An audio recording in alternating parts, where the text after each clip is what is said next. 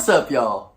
I'm Jonathan Stein. Welcome back to another piano tutorial. Today we're going to be talking about 2-5-1s yet again, but this time I'm dropping on y'all minor 2-5-1s. So this is 2-5-1s part 3.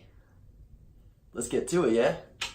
Alright, right quick, let's review all the variations we know. So part 1 was that standard kind of bread and butter one. And don't get me wrong, I love bread and butter. Not trying to hate on bread and butter at all. I love bread, oats, seeds, whole wheats, maybe like sunflower seeds in it or on it. Avocado toast, don't get me started on avocado toast. With some sprouts. Maybe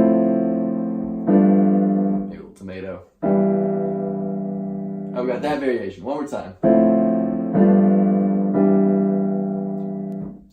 Cool, and then in part 2, we started messing around with the dominant chord, and here's a few of those variations. This one here was the 7 flat 9, beautiful. And this one has the 13 flat 9. And then this last one, that's gonna be 7 flat 9 flat 13. Boom. And they all got their own flavor, they're not exclusive, you could let one drip into the next. It's just options for you. So now we're gonna do the same thing, but we're gonna have all of this be moving towards a minor resolution, which means we're gonna be going to C minor. So what does that mean? It means that our 2 chord is gonna be different, and it also means that our 5 chord is gonna be different. Perhaps. So first things first, let me introduce to you a new type of 2 chord, and it's very interesting that this is coming up now because just earlier this month I dropped on y'all the minor 7 flat 5, and guess what? The most natural use for the minor 7 flat 5 is the 2 chord of a minor key. Ha ha ha! It's almost like I meant to have these 2 lessons go back to back one another. So check this out. For our 2 chord, we're going to do this lovely voicing. It's very slick. We're going to play a minor triad with our right hand. And in this case, it's going to be F minor, like 4 minor. If we're in C minor, this is going to be the 4 minor. Oof, already that feels moody. I don't even know why. And now, instead of playing an F in the bass, we're going to play a D in the bass. And there it is. That's it. That's the minor 7 flat 5. The only thing I did different was double the 3rd and put it up top. I could have very easily played it with this voicing here. With a repeated bass note, which is less interesting, less colorful. I really enjoy this voicing because it really emphasizes the connection between this minor 2 chord and the 4 chord. They're the same. We could even go back to our major 2-5-1 and say the same thing about the 4 major, being very closely related to the 2 minor 7. They're almost one and the same. It's just a change of context. Remember, changing the bass note on a set of notes changes the context, not so much the harmony, the context. So back to this 2 minor 7 flat 5 with this great voicing. So a few options that make a lot of sense in the minor key all relate to ones that I showed you last month in part 2. One would be the 7 flat 9. That works great. And now for our 1 minor, let's try just a C minor 9. That's nice, that's beautiful. So let's review all that again. D minor 7 flat 5, G7 flat 9, C minor 9. Ooh, and this is just beautiful. It's kind of, it could be sad, but it could also be very sexy and moody and smoky and syrupy. I love all that syrupy stuff. Whoa! Whew! Oh! R&B for days. Alright, best believe we could do lots of variations. We could also try that 7 flat 9 flat 13 for our dominant chord. And that makes for an interesting drip down of the pinky. The pinky representing the top line, if you will, the top melody. So now our top goes da, da, da. One more time. Da, da, da. It's a nice little tumbly melody. But check this out. Remember how nothing is rigid, everything bends, everything can be mixed and matched and morphed to do what needs to be done musically? What if we borrow some things from our, what would be considered part of the major 2/5 sets? What if we try that 13 flat 9 chord as our 5 chord? Let's try that. Ooh, that was interesting. It's weird, it really does feel like this mix between major and minor, but it almost just doesn't matter, it's just also gooey. So this one makes for a very interesting top line, if you will. Check this one out. It goes da, da, da. Or if I didn't want to play the 9th up top and wanted to just be a minor 7, which is also very gratifying, then you just get this little chromatic tumble from F up top to E up top to E flat up top, which sounds like da, da, da. Very graceful, actually. Wow. Cool. So that's all fun and games, as is all of this. What about some variations on that 1 chord? What if instead of it being a minor 9 or a minor 7, what if we start playing around with minor 6th chords? So those are minor, then you add the 6. Oof.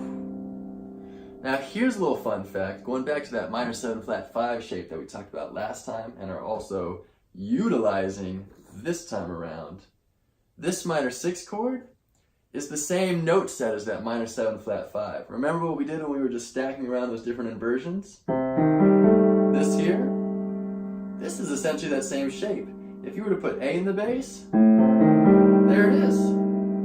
Boom. But we got C in the bass, and now all of a sudden it becomes a minor chord. Let's just move that up a little higher. There it is. And different inversions kind of evoke slightly different colors. This is obviously a nice one. So now, let's try resolving to that. I'm going to use the 7 flat 9, flat 13 as my 5. Oof, now it feels real saloonian, old-timey, burlesque-y. Now you could also make this a minor 9, what would this be called? A minor major 6, a minor 9 major 6, a minor, what is this called? A minor 6 add 9. So now instead of your pinky repeating the unison, which isn't very interesting admittedly, let's move it to a D so that we get the 9th, and now we have this shape. I love this one, this is very expressive. Wow. So now we have a slightly better voice leading up top with the top line, if you will. So now we've got da, da, da. Back to that. All these variations are lovely, and once again, you could mix in any of the dominant chords. Let's try the 13 flat 9 as our dominant chord now. That's really nice too. Wow, god damn, there's so much to play with here. So, I just want to give you something cool to think about here. Remember that minor 7 flat 5 and all of its different qualities, inversions, and applications? It's surprisingly versatile. So you could use that shape, this shape right here, 3 different times in 3 different tonalities in this 2/5. Check it out.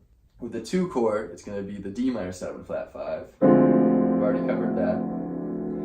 Now for the 5 chord, if you move it up a minor 3rd and play F minor 7 flat 5, and now put your 5 in the bass, G, and you've got that exact same 7 flat 9, flat 13 voicing that we've already covered and you know sounds awesome. And now for this last one, shift it up another major 3rd and play A minor 7 flat 5, and now put C minor in the bass. Whoa, this is interesting. So this is a functional 2/5 that uses 3 different minor 7 flat 5 chords. D, F, and then A. They even make their own little minor triad all together. Minor 3rd and then a major 3rd. And they move very functionally to create this 2/5. I'm gonna do it one more time.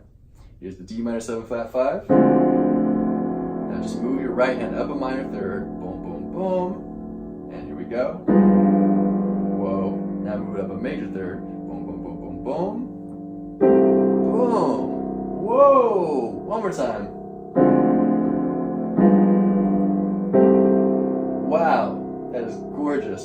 The voice leading on this one's really nice too. It's just going to be an upwards minor triad starting on C.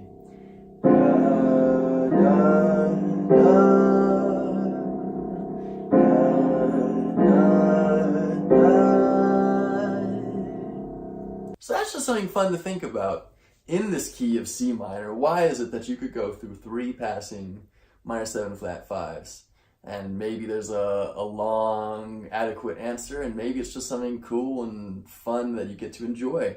Either way, I'll leave that up to you. So there you go. That's a whole bunch of more variations on how to approach playing a minor 2-5. Let me just continue what I wanted to share in this video and say that all of this is interchangeable. You can mix anything from either the major or the minor 2-5s. Like, what if I took the regular major 2 to any one of the 5 chords we've done, and then either resolved it to a major or any of the minor variations did. So here's major 2, going to what would maybe be more associated with a minor resolution. So this 5 here, 7 flat, 9 flat, 13.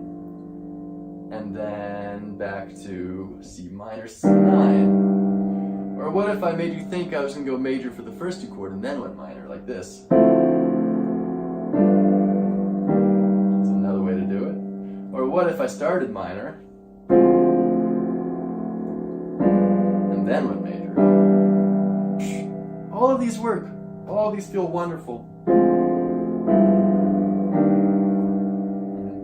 Probably take a while to really permutate all of them. We'd have to do some factorial math. What would that be? So we know 2 options for the 2 chord. We know 1, 2, 3, 4 options for the 5 chord. So that's 2 times 4, which is 8. And we know like 2, 3, or 4 options for the 1 chord. So 8 times 4 is 32. You do the math. Well, I just did the math, hopefully correctly. But the point is, there's already a lot of different ways you could do 2-5s. And this is just in C on your own. Take your time and learn these in all the other keys, of course. And guess what? There's still more that I want to drop on you, but I'm going to save it for next time, for part 4. So in the meantime, enjoy those. Mix and match. Bend them around. Throw them around in different keys. Explore different variations. Explore adding extra notes to any of these voicings. I didn't show you everything. There's so much out there that you could do with these 12 notes. That's all for this time. Thanks so much for watching. So much love to y'all as always.